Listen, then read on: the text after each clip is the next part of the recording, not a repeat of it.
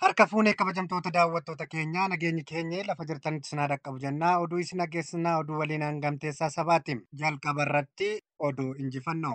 Gooticha waraana bilisummaa Oromoo lukeelee sirna nafxanyaa irratti tarkaanfii laalessaa fudhatu du'aa fi madoon adabuun dhaga'ame.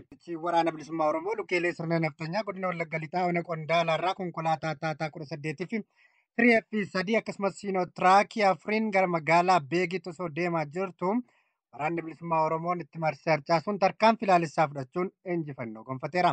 Itti dabaluunis Shawaa Kaabaatti naannoo godina addaa naannawaa Finfinnee magaalaa Sulultaa irraa fagaattee kan argamtu magaalaa Muka Xurriitti waraanni bilisummaa Oromoo seenee diinarraa 42 battalatti yogguu ajjeesu 50 ol ammoo madoon adabee jiraachuu maddeen keenya ifa taasisaniiru. Oduu biraan miseensonni koree mootummaa ce'umsa biyyaalessaa naannoo Oromiyaa galmee Qaasim Abdullaahii jalatti himataman namoonni 17 gaazexeessitoota ONN 2 dabalatee mana murtii waliigala Oromiyaa caalchaaleetti dhiyaatan.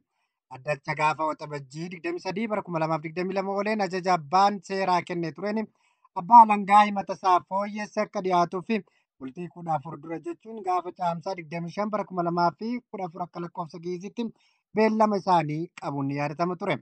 Haa ta'u malee abbaan alangaa himata isaa osoo hin fooyyessiin dhiyaatee ture.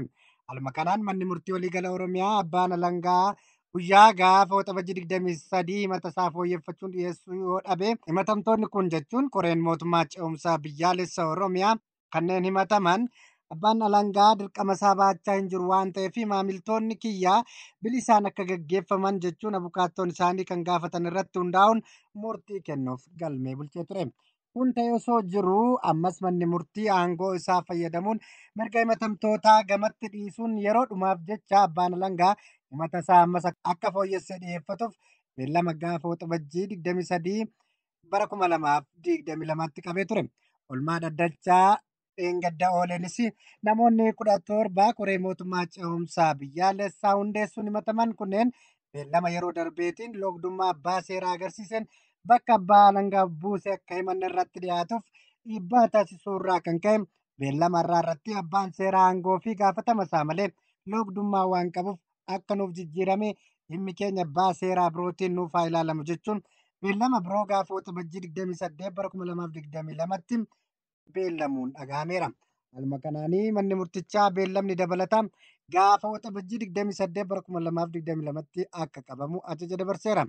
Jaallan koree qindeessituu mootummaa ce'umsaa biyyaalessaa naannoo Oromiyaa kunneen Qaasim Abdullaahii Abbawaarii, Seefuu yookaan Gabbisaa Lammii Fayisaa yookaan Abbaatamaa, Muhammad Waadoo, Lammii Tasfaayee Barartii, Kaalifaa Abdulfattah Abdurraahim, Muhammad Isaa Yuusuf, Toofiq Amaar Roobaa, Najaash Yuusuf Abdoo, Najaash Muhammad Amiin, Usmaan Adam Ahmed, Daraaraa yookaan ammoo Taarree Kumaa Saffaa Baacaa, Caallaa Usmaa'eel, Muhammad Ahmed Muhammad, Dachaasaa Wirtuu, Kadir Said Jiloo kanneen jedhaman yoggaa ta'an gaazexeessitoonni ONN galmee kana jalatti himataman ammoo Dassuu Duulaa fi Biqilaa Manuu Abbaa Shoomaati.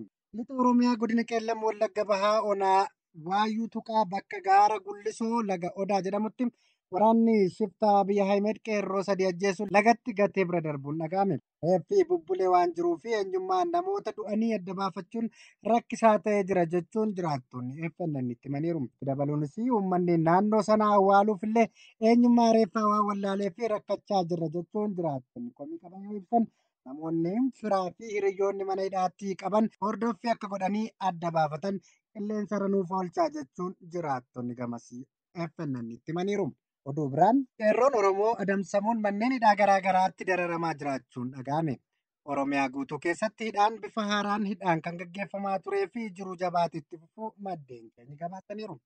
Haaluma kanaan godina addaa Oromiyaa naannawaa Finfinnee magaalaa Burraayyuutti qeerroo Magarsaa Baayisaa Tibbanaa waraana weerartuu faashistii Abiyyiin naannaa magaalaa Burraayyuu iddoo addaa magaalaa Shawaa Meedaa jedhamu beekamu keessatti ukkaamsamee hidhamuun barameera. Dargaggoo Magarsaan badii tokko malee sababa Oromummaa isaaf qofa yakkamee hidhamuu fi dararaa guddaan irratti raawwataa jiraachuu maddeen keenya ibsaniiru. Dabalataanis sirni hundee raafamee guyyaa kufaatii isaa eegaa jiru kun godina Shaggar dhiyaa magaalaa Hoolotaa keessaa yeroo garaa garaatti ilmaan Oromoo ukkaamsuun gara dabarsuun itti fufuu gabaasamaa tureera. Kanumaan wal qabatee waraanni murni faashistii mataa Abiyyiin durfamu goota Oromoo ukkaamsuun garri geeffaman hin baramne jechuun jiraattonni himaniiru.